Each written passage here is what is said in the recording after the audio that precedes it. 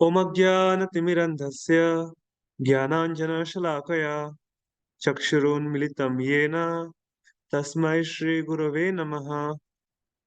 नमो विष्णुपादाय कृष्णप्रेष्ठाय भूतले श्रीमते भक्तिवेदान्त स्वामिनिति नामिने। नमस्ते सारस्वते देवे गौरवाणी प्रचारिणे निर्विशेष शून्यवादी पाश्चात्यदेशतारिणे वाञ्छाकल्पतरुभ्यश्च कृपा सिन्धुभैव च पतितानां पावनेभ्यो वैष्णवेभ्यो नमो नमः। जय श्री कृष्ण चैतन्य प्रभु नित्यानंद श्री अद्वैत गदाधर श्रीवासादि गौर भक्तवृंद। हरे कृष्णा कृष्णा कृष्णा हरे हरे, हरे राम राम राम हरे हरे। हरे कृष्णा। तो पिछले कई दिनों से हम लोग प्रकृति के नियम इस किताब से पढ़ रहे हैं, जैसा कि आप लोग मेरे स्क्रीन पे देख पा रहे हो। और पिछले 2 सत्र में हमने प्रभुपाद जी का जो टीका टिप्पणी है, 6 प्रकार के जो अर्जेस उत्तेजनाएं होती है जिसका हमें सामना करना पड़ता है, उसके बारे में चर्चा की। तो मैं वो श्लोक दिखा के आज का जो सेशन है बुक रीडिंग का प्रारंभ करूंगा। तो ये श्लोक आई होप आप लोग देख पा रहे हो, ये बहुत महत्वपूर्ण है एक साधक के लिए। तो ये नेक्टर ऑफ इंस्ट्रक्शन उपदेश अमृत का प्रथम श्लोक है, जो रूप गोस्वामी पाद लिखते हैं। वाचो वेगम मनसा क्रोध वेगम जीवा वेगम उदरुपस्थ वेगम एतावान एतान वेगान यो विषहेत धीरः सर्वाम अपि माम पृथ्वीम शशिष्यात्। तो इसका अनुवाद इस प्रकार से है कि a sober person who can tolerate urges to speak, the mind's demands, the actions of anger, and the urges of the tongue, belly, and genitals is qualified to make disciples all over the world. तो ये श्लोक के ऊपर प्रभुपाद ने, हम जिस पुस्तक को पढ़ रहे हैं उसमें काफी चर्चा की है। Let me come back to our topic. Yes, तो मैं आप लोगों को श्लोक दिखाना चाहता था क्लास के प्रारंभ में कि इस श्लोक के बारे में हमने पहले चर्चा कर चुके हैं।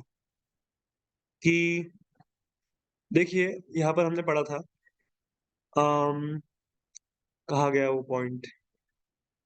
Yes, correct. तो ये जो उत्तेजित करने वाली 6 वस्तुएं हैं, जो हमारे मन, इंद्रियों और अलग अलग प्रकार के अज्ञानतावश होती है, हमें इनसे बचने का प्रयास करना चाहिए। तो इसलिए मैंने आज प्रारंभ करने से पहले जो उपदेश अमृत का श्लोक है वो दिखा के शुरू किया। तो ये देखिए प्रभुपाद जी यहाँ पे क्या बोल रहे हैं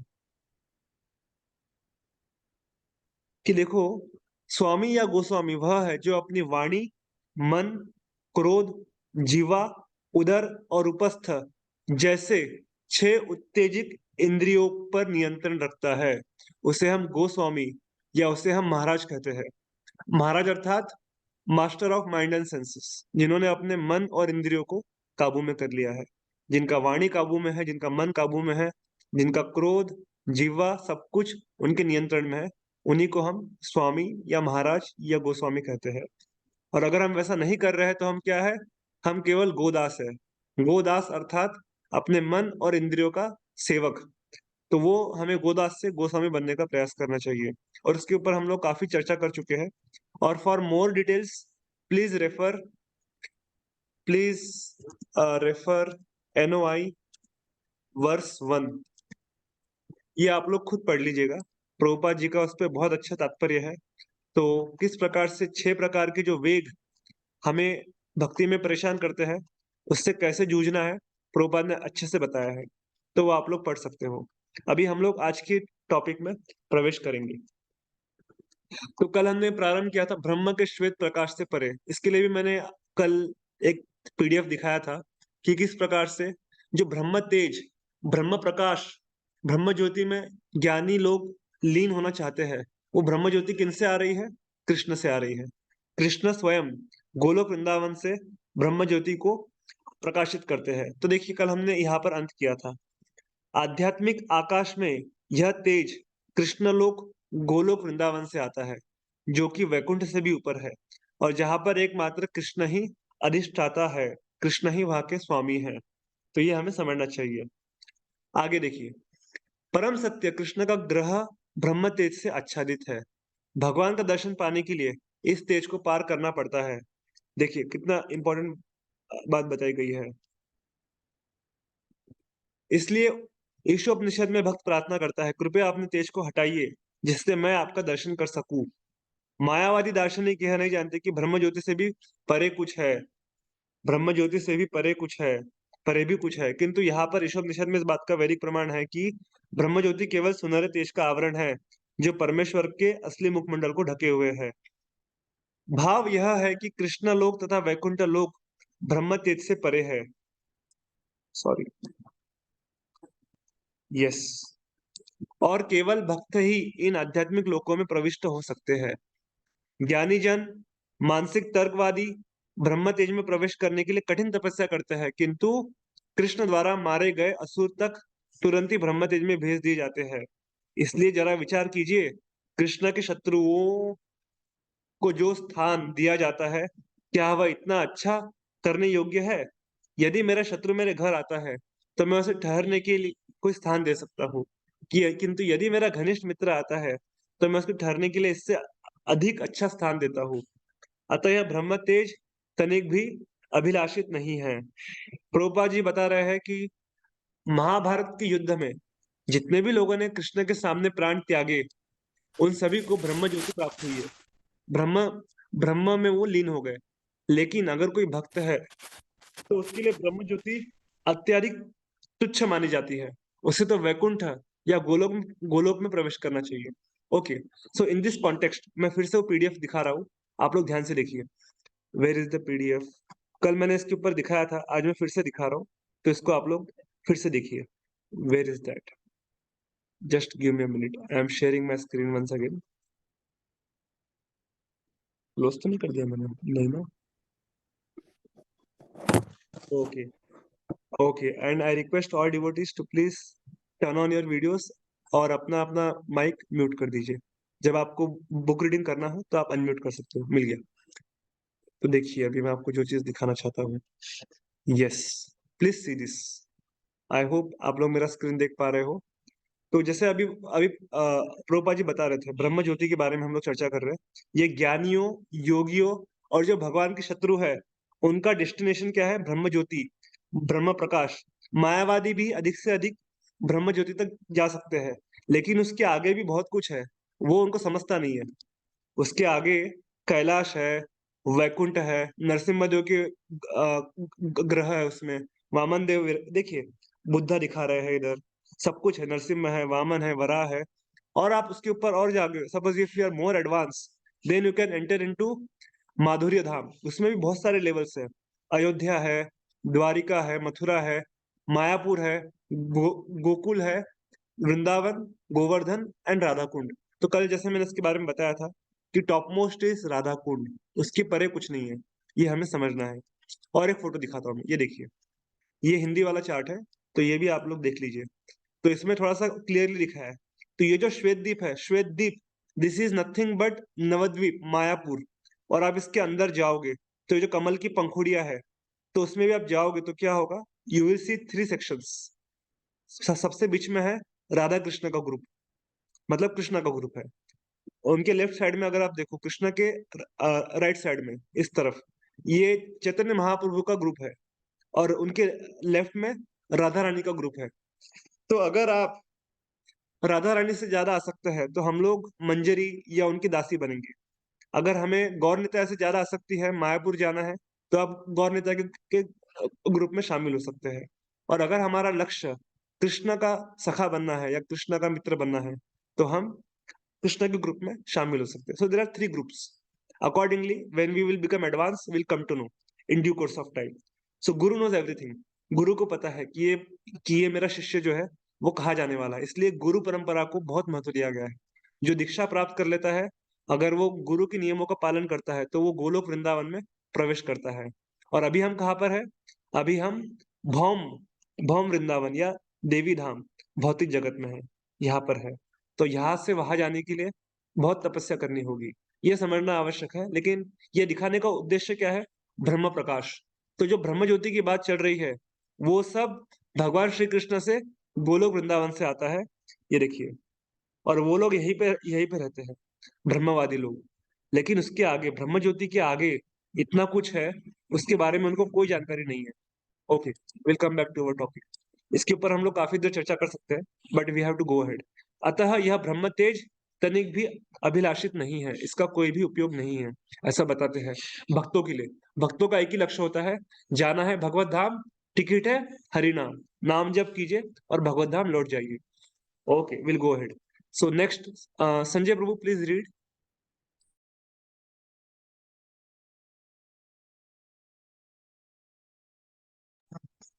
Sanjay Prabhu is not there, I think. Aditya Prabhu, आप पढ़िए।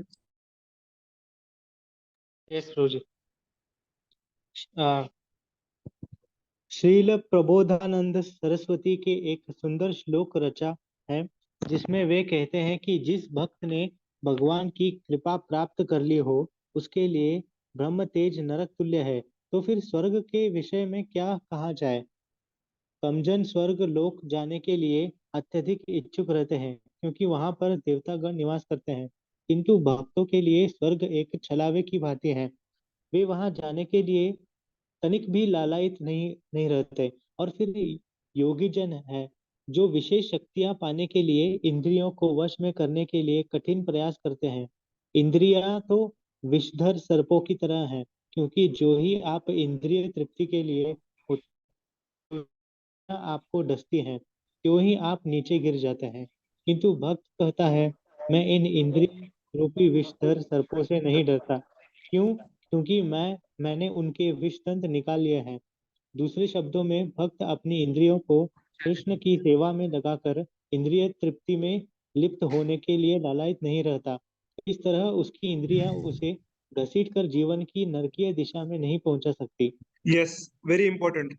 तो जैसे हम लोग क्लास के शुरू में चर्चा किए, जो 6 प्रकार के वेग होते हैं, वाणी का वेग, मन का वेग, उदर का वेग, जीवा का वेग, इन सबको अगर आप कृष्ण के सेवा में लगाएंगे, तो अपने आप ये जो 6 अर्जेस है, 6 urges of body, mind and intelligence, वो अपने आप काबू में आ जाएंगे।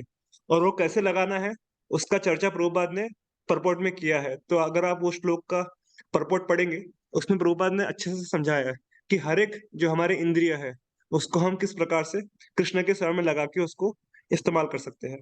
Will go ahead. Yes, someone else can read, Hare Krishna. Please read. इस तरह भक्तगण कर्मियों, ज्ञानियों तथा रोगियों से ऊपर है। हेलो, हरे कृष्ण। आपकी आवाज आ रही है, प्लीज कंटिन्यू। या भक्तों का स्थान सर्वोपरि है, क्योंकि केवल भक्ति द्वारा ही ईश्वर को समझा जा सकता है। कृष्ण यह नहीं कहते कि आप उन्हें सकाम कर्म द्वारा समझ सकते हैं। वह ये वह यह नहीं कहते कि आप उन्हें तर्क वितर्क द्वारा समझ सकते हैं। वह यह नहीं कहते कि आप योग शक्ति द्वारा समझ सकते हैं। वह स्पष्ट कहते हैं, भगवत गीता 18.55, भक्त्या ममा विचान्ति एवं यथासीमम तत्व। मुझे केवल भक्ति द्वारा यथारूपा से इसे यथारूप में सही से समझा जा सकता है। भक्ति के अलावा परम सत्य को समझने का कोई संभावना नहीं है। अन्य कोई भी विधि अपूर्ण है, क्योंकि वह तर्क पर आधारित रहती है। उदाहरण उदाहरण विज्ञानी भले ही उसका वि- विज्ञानी भले ही इसका तर्क करे कि सूर्यलोक क्या है, क्योंकि वे वहां तक पहुंच नहीं सकते, अतः वह वास्तव में यह नहीं जान सकते कि सूर्यलोक क्या है। वह केवल कल्पना कर सकते हैं। बस एक बार 3 अंधे व्यक्ति एक हाथी के पास आए। वो हाथी को टटोलने लगे तथा यह कल्पना करने लगे कि ये क्या है। एक ने उनकी एक ने उसकी बड़ी बड़ी टांगे छुई, तो उसने निष्कर्ष निकाला, अरे हाथी तो खंबा जैसा है। दूसरे व्यक्ति ने सुड़ सुड़ छुई, तो यह निष्कर्ष निकला, अरे यह हाथी तो सर की तरह है। तीसरे व्यक्ति ने हाथी का पेट टटोला तो निष्कर्ष निकाला, यह हाथी बड़ी नाव जैसा है। किंतु वास्तव में तीनों अंधे व्यक्ति ये नहीं जानते कि असल में हाथी क्या होता है। वेरी इंपॉर्टेंट, ये आप लोगों ने डिवाइस बुक में भी पढ़ा होगा। जो लोग कॉलेज प्रीचिंग से आए हैं उन लोगों ने अपने अपने फर्स्ट ईयर सेकंड ईयर में डिस्कवर योरसेल्फ नाम की जो राधेश्याम प्रभु जी की बुक है उसको पढ़ा होगा। तो उसमें प्रभु जी ये एग्जाम्पल देते हैं 6 ब्लाइंड मैन एंड एलिफेंट का, अगर आप लोगों को याद हो तो उसमें वो बताते हैं कि 6 अंधे लोग एक हाथी के ऊपर चढ़ जाते हैं वो समझने के लिए कि ये क्या है, एंड दे आर ब्लाइंड, तो उनको पता नहीं है क्या है करके। तो क्या होता है फिर, वो लोग अपना अपना निष्कर्ष निकालते हैं। जैसे यहाँ पर प्रभुपा जी एग्जाम्पल दे रहे हैं ना कि किसी ने उनका पैर पकड़ा तो उनको लगा कि ये तो खंबे जैसा है, खंबा है ये। किसी ने सूंड पकड़ी, ये तो सर्प जैसा है। लेकिन वास्तव में हाथी क्या है, उसके लिए क्या चाहिए उन्हें, उन्हें तीसरे व्यक्ति से समझना होगा जो हाथी को जानता हो या जो हाथी को देख सकता हो। उसी प्रकार से जितने भी अलग अलग प्रकार के मायावादी, ब्रह्मवादी, निर्विशेषवादी लोग हैं, वो अपने अपने कपोल कल्पित धारणाओं के आधार पे परम सत्य को समझने का प्रयास करते रहते हैं कि भगवान का हाथ नहीं है, भगवान का पैर नहीं है, भगवान का निराकार स्वरूप है। लेकिन भक्त जो भगवान को जानते हैं वही समझ सकते हैं कि भगवान क्या है। जैसे गीता में भी हम लोगों ने पढ़ा था लास्ट बुक में कि भगवान को समझने के लिए एक व्यक्ति का भक्त के साथ भगवान के साथ कोई ना कोई रिलेशन यानी कि हिंदी में संबंध होना चाहिए। तो उसमें प्रभुपाद जी अर्जुन का एग्जाम्पल देते हैं।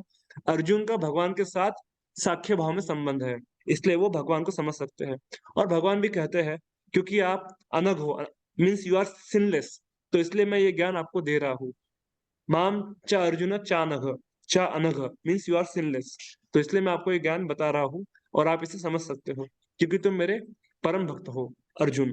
तो ये समझना आवश्यक है। तो देखिए प्रभुपाद जी क्या बोल रहे हैं, भक्ति के अलावा परम सत्य को समझने की कोई संभावना नहीं है, अर्थात केवल कृष्ण का भक्त ही भगवान को समझ सकता है। अन्यथा उनको समझने के लिए कर्मी, ज्ञानी, योगी, इन सब मायावादी, ब्रह्मवादी, इन सबके बस की बात नहीं है। वो केवल अंधे व्यक्तियों की तरह है जो कि अपने मन घड़त अंडरस्टैंडिंग के आधार पे भगवान को समझने का व्यर्थ प्रयास करते रहते हैं। तो ये एग्जाम्पल प्रभुपाद जी ने यहाँ पे दिया है।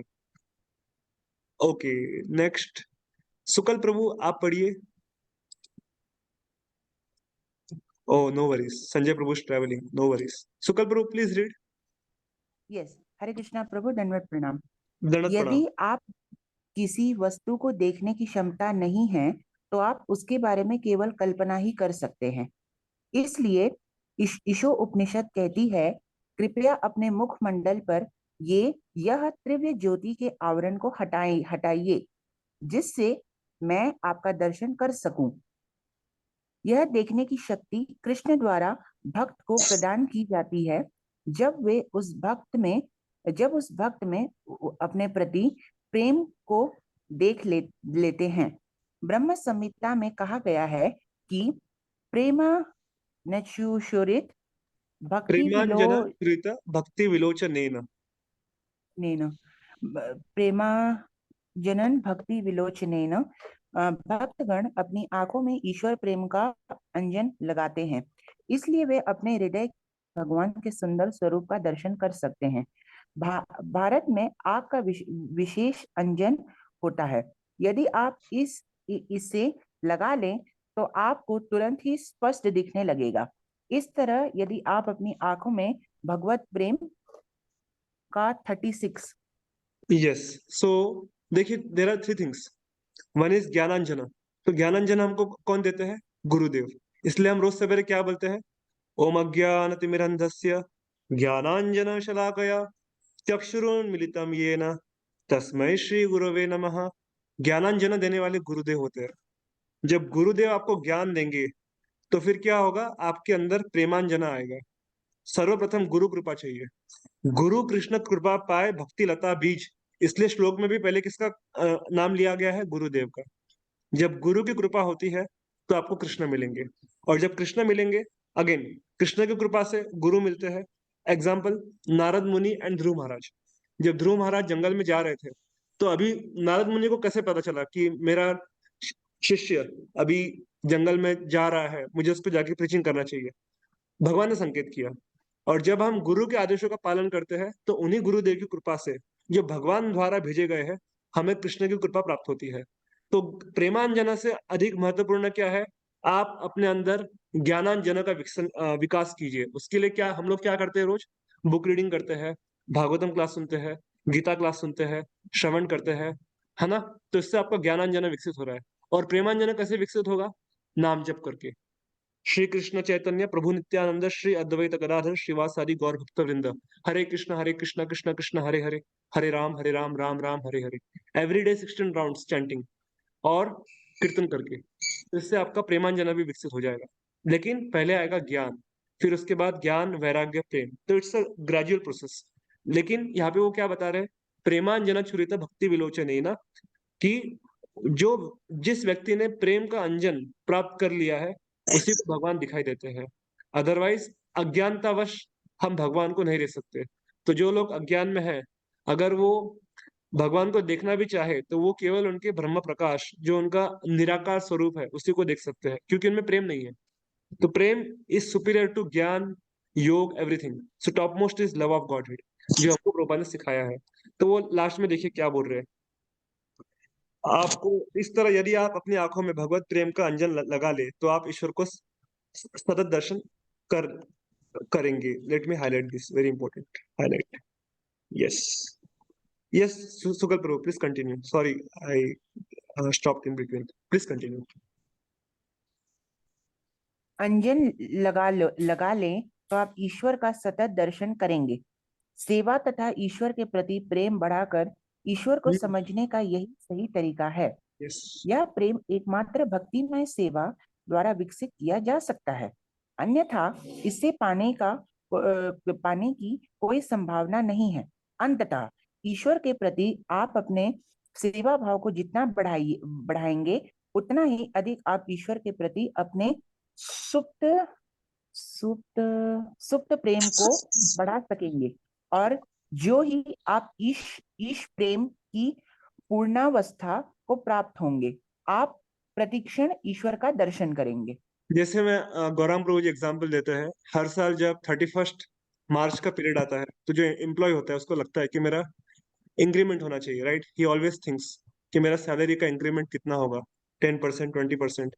वो जो पीरियड होता है जनवरी टू मार्च का, उसी प्रकार से भक्त को सोचना चाहिए कि मैं इस साल जब जन्माष्टमी या कार्तिक का महीना आ रहा है, तो मैं किस प्रकार से पिछले वर्ष से अधिक सेवा कर सकूं। तो जितना आप अधिक सेवा करोगे, उतना आपको अधिक भगवान की कृपा प्राप्त होगी। Very simple. जैसे कंपनी में भी होता है ना, आप जितना ओवर टाइम करते हो, उतना आपको एक्स्ट्रा पे आउट मिलता है, राइट? या उतना आपका बॉस आपसे प्रसन्न होगा और आपको प्रमोशन के लिए रिकमेंड करेगा। वैसे ही भगवान आपको next level of Krishna consciousness, जिसमें आप और जो आगे के जो हायर लेवल्स है प्रेम के, उसका आप आस्वादन कब कर सकते हो? जब आप अपने सेवा भाव को बढ़ाएंगे। तो देखिए प्रभुपाद जी क्या बोल रहे हैं, आप अपने सेवा भाव को जितना बढ़ाएंगे, उतना अधिक आप ईश्वर के प्रति अपने सुप्त प्रेम को बढ़ा सकेंगे। डॉर्मेंट लव जो हमारे अंदर है, उसको आप जागृत कर सकोगे। अगर आप लोगों ने एल्केमिस्ट किताब का नाम सुना होगा, alchemist is a very famous book by Paul Coelho, जो भी उसका ऑथर है। तो उसमें वो लिखते हैं कि सब कुछ हमारे अंदर है, मीन्स वॉट एवर। एल्केमिस्ट मतलब क्या, he is trying to search for the nectar, लेकिन वो आखिरी में सब ढूंढने के वक्त समझता है कि वो मेरे अंदर ही है। Only thing is I need to realise that. So the love of Godhead ये कहीं बाहर नहीं है, ये प्रभुपाद जी भी बोलते हैं, and I heard from Radheshyam Prabhu ji also. वो हमारे अंदर ही है। कृष्ण के प्रति प्रेम वो हम सबके हृदय में है, लेकिन उसको जागृत करने का एकमात्र तरीका क्या है? ऑफेंसलेस चैंटिंग, बिना किसी अपराध के नाम जप करना। अभी हम लोग का ऑफेंसिव चैंटिंग होता है, अपराध युक्त नाम जप। इसलिए हम कृष्ण प्रेम को आस्वादन नहीं कर सकते। But when we chant offenselessly, let me write here, offenseless chanting, तो क्या होगा? We can easily revive. जैसे प्रभुपाद जी लिख रहे हैं, हम अपने ईश्वर के प्रति सुप्त प्रेम को बढ़ा सकेंगे। So from offensive offensive to ahead, जो मैंने बताया, we need to chant, we need to serve the devotees. तो ये हमें समझना है कि अगर हमें ऑफेंसिव से ऑफेंसलेस स्टेज पर आना है, तो क्या करना होगा? महान भक्तों का संग करके उनकी सेवा करनी होगी, सर्व द एडवांस डिवोटीज। तो उससे हम ऑफेंसिव स्टेज से ऊपर उठ सकते हैं, and then we can realise the love of Godhead which is there in everyone's heart. सबके हृदय में है। उसको जागृत करने का एकमात्र उपाय क्या है? आप बिना किसी अपराध के सेवा कीजिए, भक्तों का संग कीजिए और नाम जप कीजिए। Okay, so here ends our first chapter of this book. Now we are entering second chapter.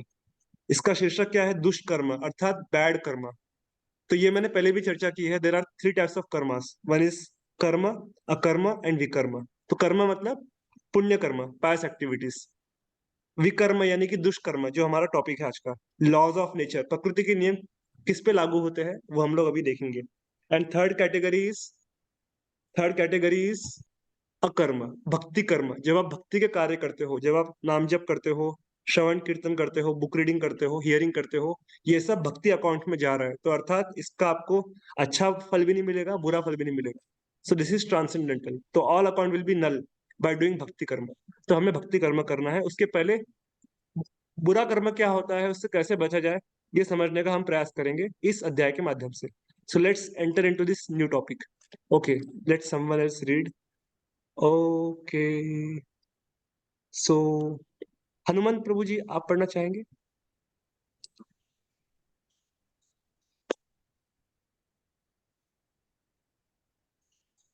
Okay, someone else can read, maybe Prajakta Mata ji और Gita Mata ji. This is very important chapter. ये मैंने 10 साल पहले भी स्टडी किया था। सो ये हम लोगों को काफी it will help us a lot in our Krishna consciousness. Yes, someone please read. Hare Krishna Prabhu ji, मैंने मोबाइल पे किया है तो वो स्क्रीन आधे पेज पे आ रही है। ओके ओके, नो वरीज, ठीक है। श्लोका 1 से दिख रहा है नीचे मुझे ओके, ऊपर। ओके, नहीं तो मोबाइल पे शायद नहीं दिखेगा ठीक से। I have joined from laptop. Okay, so Aditya Prabhu आप पढ़िए, प्लीज रीड। श्रीमद् भागवत एक प्राचीन संस्कृत शास्त्र है जिसमें समस्त वैदिक विद्या का सार निहित है, जो भगवत भक्तों की शिक्षाओं के साथ साथ भगवान द्वारा अपने विविध अवतारों में दी गई शिक्षाओं का अंकन करती है। तृतीय स्कंद के इस 30वें अध्याय में कृष्ण के अवतार कपिल देव ने पाप फलों का अति स्पष्ट वर्णन किया है। श्रील प्रभुपाद ने श्लोकों की व्याख्या अपने तात्पर्यों में की है। यस, वेरी श्लोक इंपॉर्टेंट। पहला। तो थर्ड कैंटो अगर आप पढ़ेंगे तो उसमें कपिल मुनि की शिक्षा आती है। उसका एक सेपरेट बुक भी है, उसका नाम है टीचिंग्स ऑफ लॉर्ड कपिला। आप लोगों ने पढ़ा होगा, उसमें से आप में से कुछ लोगों ने पढ़ा होगा शायद। तो उसमें तीसरे स्कंद के 30वें अध्याय में जन्म से लेकर मृत्यु तक किस प्रकार से व्यक्ति कष्ट भुगतता है उसके बारे में वर्णन हुआ है। तो हम लोग अभी 30वें अध्याय में प्रवेश करने जा रहे हैं। सो ये जो श्लोक इधर श्लोक क्रमांक लिखा है, this is, I will just mention it. आप लोग होमवर्क के लिए इसको और अच्छे से पढ़ सकते हो बाद में। 3.30.1 onwards we are studying now. तो ये प्रभुपाद ने वहां से लिया है और इसमें अपने तात्पर्य दिए हैं, तो आप लोग बाद में देख लेना। यस, प्लीज रीड श्लोक नंबर 1। यस प्रभु जी। पूर्ण पुरुषोत्तम भगवान ने कहा, जिस प्रकार बादलों का समूह वायु के शक्तिशाली प्रभाव से परिचित नहीं होता, उसी प्रकार भौतिक चेतना में संलग्न व्यक्ति काल की उस प्रबल शक्ति से परिचित नहीं होता जिसके द्वारा वह बहाए लिए जा रहा है। तात्पर्य, महान राजनीतिज्ञ पंडित चाणक्य ने कहा है कि यदि कोई लाखों डॉलर भी खर्च करने को तैयार हो तो भी समय यानी कि काल का एक पल भी वापस नहीं लाया जा सकता। बहुमूल्य समय को बर्बाद करने से अकल्पनीय क्षति होती है। मनुष्य के पास जितना समय है उसे भौतिक या आध्यात्मिक कार्यों में सावधानी से लगाना चाहिए। बद्ध जीव किसी शरीर में एक निश्चित समय तक रहता है और शास्त्रों में इस बात की संस्तुति की गई है कि उसी अल्पावधि में मनुष्य कृष्ण भक्ति पूरी करके काल के प्रभाव से छुटकारा पा ले। किंतु दुर्भाग्यवश जो कृष्ण भावनामृत में नहीं है, वे अनजाने ही काल की प्रबल शक्ति के द्वारा उसी प्रकार बहा लिया जाता है जिस प्रकार वायु के द्वारा बादल। Very important. तो इसमें बैठिए 5 मिनट। इसमें देखिए क्या बताया गया है कि यदि आप लाखों करोड़ों डॉलर्स भी खर्चा करते हो, अगर हम समय की बर्बादी कर रहे हैं तो क्या होगा? हमारा बहुत नुकसान हो रहा है, क्योंकि आप एक पल भी वापस नहीं ला सकते। So we should never waste time. Time is money, time is everything. तो वो बता रहे हैं कि हर एक के पास लिमिटेड टाइम होता है। अगर हम उसका मिसयूज कर रहे हैं तो क्या होगा? हमें उसका भारी भरकम भरपाई चुकानी पड़ेगी। तो देखिए, वो बोल रहे हैं कि जो लोग कृष्ण भावना में नहीं है, वो जाने अनजाने में काल की शक्ति को समझने में विफल हो जाते हैं, और वायु और काल के प्रभाव द्वारा वो लोग बहा लिए जाते हैं। They enter into the deaths at some point of time. आगे बढ़ेंगे। श्लोक नंबर 2। यस, शुभम प्रभु आप पढ़िए। श्लोक 2। तथा कथित सुख के लिए भौतिकवादी के द्वारा जो वस्तु अत्यंत कष्ट तथा परिश्रम से उत्पन्न की जाती है, उन्हें काल रूप से भगवान नष्ट कर देते हैं, और इसी कारण बुद्धिजीवी शोक करते हैं। तात्पर्य: पूर्ण पुरुषोत्तम भगवान के प्रतिनिधि रूप काल का मुख्य कार्य प्रत्येक वस्तु को नष्ट करना है। भौतिकवादी लोग भौतिक चेतना के कारण आर्थिक विकास के नाम पर अनेक वस्तु उत्पन्न करने में लगे हुए हैं। वो सोचते हैं कि लोगों की आवश्यकताएं की पूर्ति करके वह सुखी हो सकेंगे, किंतु वे ये भूल जाते हैं कि उनके द्वारा उत्पन्न की गई प्रत्येक वस्तु काल क्रम में नष्ट हो जाएगी। इतिहास हमें बताता है कि इस भूमंडल पर न जाने कितने शक्तिशाली साम्राज्य का निर्माण कितने कष्ट तथा अध्यावास्य से के फलस्वरूप हुआ, किंतु काल क्रम में वह सब नष्ट हो गए। फिर भी मूर्ख यस, भौतिकवादी यह देखिए, तो बता रहे हैं कि काल जो है वो भगवान का ही प्रतिनिधि है। और ये 10वें अध्याय में भी हम लोग पढ़ेंगे कि भगवान की जो विभूति योग नामक जो अध्याय है, उसमें इस बारे में बताया गया है कि भगवान का ही एक रूप क्या है? काल है। और ये हमने गीता में भी देखा था। गीता के जो 5 महत्वपूर्ण टॉपिक्स है, उसमें एक आता है काल, which is eternal. Time is eternal. काल कभी नष्ट नहीं होता। उन्हें काल रूप से भगवान नष्ट कर देते हैं।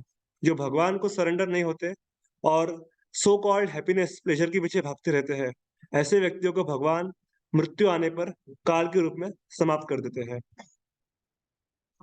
तो और वो बताते हैं कि भौतिकवादी लोग विकास के नाम पे केवल और केवल अधिक से अधिक प्रॉब्लम्स और समस्या निर्माण करते हैं, और उन समस्याओं को सुलझाने के लिए और समस्या तैयार करते हैं। आगे देखिए। और फिर अंततः काल क्रम में सब कुछ नष्ट हो जाता है। Yes, please continue. नहीं समझ पाते कि तथाकथित भौतिक आवश्यकताओं की वस्तु उत्पन्न करने में केवल समय या अव्यय कर रहे हैं, क्योंकि ये सारी वस्तुएं काल क्रम में नष्ट हो जाएंगी। शक्ति का यह अव्यय उस जन्म समूह के अज्ञान के कारण है, जो यह नहीं जानते कि मनुष्य सनातन है और उसका कार्य भी सनातन है। वह हम्म। यह नहीं जानते कि किसी शरीर विशेष में जीवन की अवधि, आयु शाश्वत यात्रा के एक क्षणिक चमक मात्र है। यह तत्व को न जानने के कारण वह वर्तमान जीवन की इस अल्प चमक को सब कुछ मान बैठते हैं और समय आर्थिक परिस्थितियों को सुधारने में नष्ट कर देते हैं। Yes, very nice. तो वो बता रहे हैं कि जीव सनातन है, उसका कार्य भी सनातन है।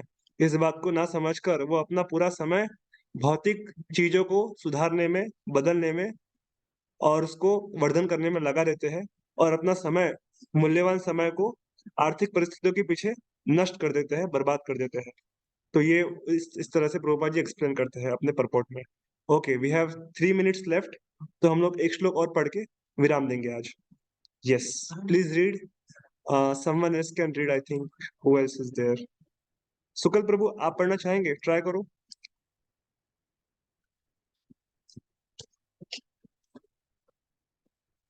आई think he is facing some problem.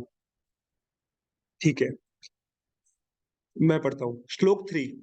दिग्भ्रमित भौतिकवादी व्यक्ति यह नहीं जानता कि उसका यह शरीर अस्थाई है, और घर, जमीन तथा संपत्ति के सारे आकर्षण भी क्षणिक है, क्योंकि इनका संबंध इसी शरीर से है। अपने अज्ञान के कारण ही वह हर वस्तु को स्थायी मानता है। तात्पर्य में देखिए, भौतिकवादी सोचता है कि कृष्ण भावनामृत में लगे व्यक्ति सनकी होते हैं, जो हरे कृष्ण कीर्तन में हर समय को गवाते हैं, किंतु वास्तव में वह यह नहीं सोच पाता कि वह स्वयं सनक के गहन अंधकार में है, क्योंकि वह अपने शरीर को स्थायी मान बैठा है। Very important. प्रभुपाद जी क्या बोल रहे हैं कि जो लोग पैसा कमाने में लगे हैं, उनको लगता है कि ये हरे कृष्ण वाले सब पागल लोग हैं और अपना पूरा समय कथा कीर्तन नाम जप में वेस्ट कर रहे हैं। लेकिन प्रभुपाद जी बोल रहे हैं वो व्यक्ति पागल है क्योंकि उसको समझता नहीं है कि वो अपने टेम्पररी मटेरियल बॉडी को सब कुछ मानता है। He thinks his body is all in all. तो he is foolish man, he is mad man. आगे, अपने शरीर के संदर्भ में वह अपने घर, देश, समाज तथा अन्य साज सज्जा को भी स्थायी मान लेता है। ही थिंक्स कि उसका घर, उसका देश, उसका समाज, उसके कपड़े, उसका जॉब, उसके बीवी बच्चे सब कुछ परमानेंट है, जो कि नहीं है, विच इज टेम्पररी। घर, जमीन आदि को भौतिक स्तर पर स्थायी मान बैठना माया का मोह कहलाता है। तो ये मन का भ्रम है कि ये सब मेरी सहायता कर सकते हैं, लेकिन वास्तव में ऐसा नहीं होता है। इसका यहाँ पर स्पष्ट उल्लेख हुआ है। मोहात गृह क्षेत्र वसूनी, मोहवश ही भौतिकवादी अपने घर, अपनी भूमि तथा अपने धन को स्थायी मानता है। स्थायी मतलब permanent. He thinks this are all permanent assets. इसी मोह से पारिवारिक जीवन, राष्ट्रीय जीवन तथा आर्थिक विकास में बढ़ोतरी होती है, क्योंकि आधुनिक सभ्यता में ये अत्यंत महत्वपूर्ण कारक है और ये मोह के कारण ही व्यक्ति दिन रात परिश्रम करता है अपने परिवार, अपने राष्ट्र तथा अपने समाज का विकास करने के लिए। किंतु कृष्णा भावनाभावित व्यक्ति जानता है कि मानव समाज का यह आर्थिक विकास केवल क्षणिक मोह है। लेकिन जो कृष्णा भावना भावित है, one who is in Krishna consciousness, he knows very well कि ये सब टेम्पररी है। ओके, तो इसके आगे हम लोग कल पढ़ेंगे। तो हम यहीं पर आज विराम देते हैं, समय हो चुका है। Thank you all very much for joining. और कल इवनिंग में वापस 4 बजे हम लोग हमारा सेशन स्टार्ट करेंगे। तो every day we have this 4 to 4:40, और कभी कभार ऑफिस मीटिंग्स की वजह से शुरू करने में देरी होती है, but tomorrow will start on time, will begin on time. Hare Krishna Krishna Krishna Hare Hare, Hare Ram Ram Ram Hare Hare. Jagat Guru शिला प्रभुपाद की जय। श्री श्री राधा कुंज बिहारी भगवान की जय। जगन्नाथ बलदेव सुभद्रा की जय।